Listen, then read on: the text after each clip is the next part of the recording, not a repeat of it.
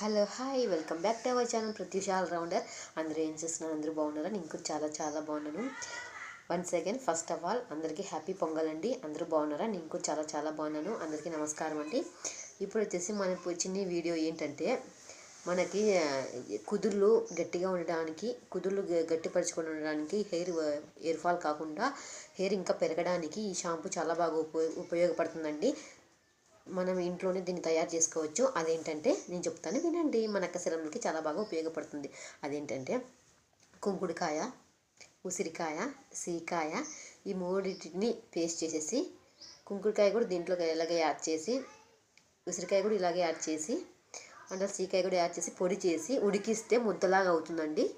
ముద్దలాగా అవుతానే దాన్ని ఇంకా షాంపూలాగా అట్లాగే ఉపయోగించుకోవాలండి. స్నానం చేసేటప్పుడు చాలా బాగా ఉపయోగపడుతుంది. కుదుళ్ళు కూడా గట్టి పడతాయి మీ కురులు కూడా.